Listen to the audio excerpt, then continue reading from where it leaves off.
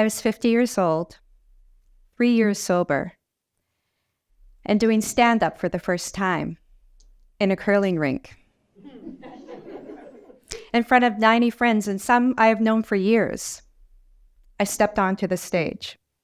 Well, there was no stage. I thought I'd be nervous, but I wasn't.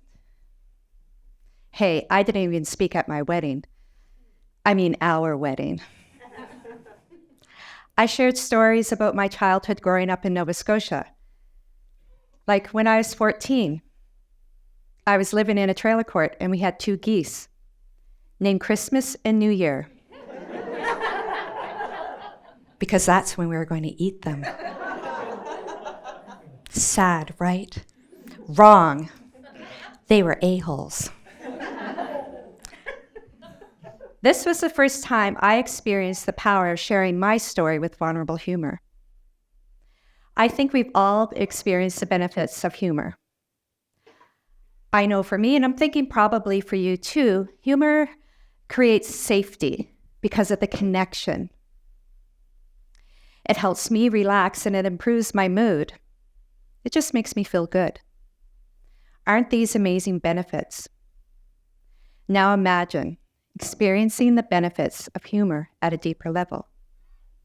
And how I did that night in the curling rink is that I shared my story with humor from a place of mental and emotional wellness. And I call that vulnerable humor.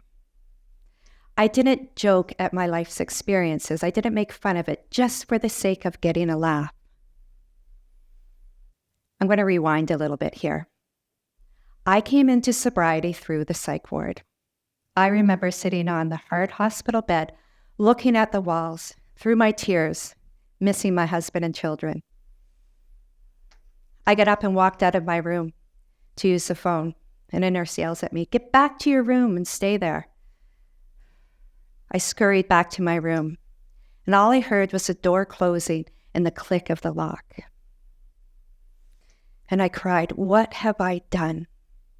Here I am, 47-year-old mother and wife, on a psych ward because of a failed suicide attempt, because I could not stop drinking. The weight of the guilt and shame and the loneliness was excruciating. During that 8-day all-inclusive hospital stay, which I gave 3 stars, I began my recovery program. But even after a year sober, I was still experiencing the weight of that guilt and shame, and it was so lonely. It felt wrong to even talk about it at first. I felt like such a failure. It was affecting my relationships, and I had to let it go. And the first step was opening up to my recovery community. And when I did that, I started to feel the weight of the guilt and shame decrease a little bit. It lightened. And so I also realized that I wasn't alone. Around this time, I met comedian and therapist Lizzie Allen, and her story inspired me to share my story through comedy. I wanted to share my story because I knew I wasn't alone. I thought maybe I could help someone, and honestly, I'd always wanted to do stand-up. But I couldn't just get up there and joke about my darkest moments. I had to focus on getting well. And so I dove into my recovery program and therapy. And what I learned was how I had been showing up in the world. I realized that when I was a kid, life is sometimes hard because the emotional landscape of my childhood was difficult. I used humor to break the tension and create safety around me. Hey everyone, look at me. I can stand on my head and sing "O Canada." If everyone was laughing, I could be a kid. This continued on into my adulthood, not the standing on my head part. That was too tricky. But I remember being new to the West Coast, 21 years old, trying to make friends, trying to fit in. People seemed to like me. "Ellen, you're so funny." "Hey, my humor's working." But what I remember most is when it didn't work. The joke fell flat. I hurt someone's feelings, or someone got mad at me. The fear of rejection was so intense because I was told over and over again when I was little that I could be replaced. And no wonder that felt so unsafe. I also learned what was blocking me. I had this perfectionist voice. Ellen, don't do that. You'll make a mistake. You might say something wrong. If you say something wrong, someone will hate you and you will be rejected. No wonder that rejection was so embedded in me. And I had a critic voice. Ellen, what are you up to now? You can't do that. You're not good enough. There were other pesky voices, but this is only a 10-minute talk, and these two were the loudest.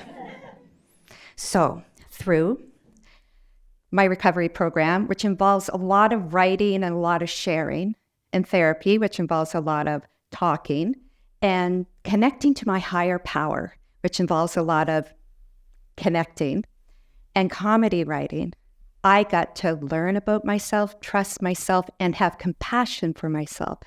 And once I had that compassion for myself, critic and perfectionist started to quiet. I opened up more and more about my addiction, psych ward stay, my darkest moments. And once I did that, I started to feel the shame and the guilt lighten even more.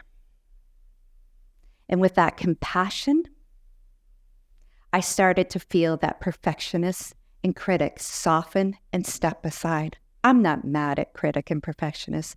They just got really loud to protect my wounds. But once they stepped aside, my wounded parts started to feel safe.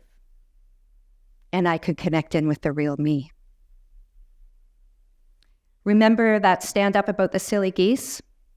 Well, that was a pivotal moment for me. People really didn't know much about my childhood because it was difficult and I kept it hidden away. But what happened on stage that night, I didn't laugh at my life's experiences. I laughed with my life experiences. I felt the power of sharing my story with vulnerable humor. I have so much compassion for myself in all my stories. I do not feel the same about my past. I just don't. I shared my psych ward story on stage in front of 1,000 people, and I think that's amazing. Yeah? Thank you. Today, I lead others on their wellness journey through humor, and it's an amazing transformation to witness. Vulnerable humor allows us to rewrite our story. Embracing our sacred stories, connecting with humor from a place of wellness and deep compassion, I believe is healing for ourselves and the audience. Because the audience sees that they're not alone. And there's hope. And my hope is that people will want to know and love themselves more. Thank you.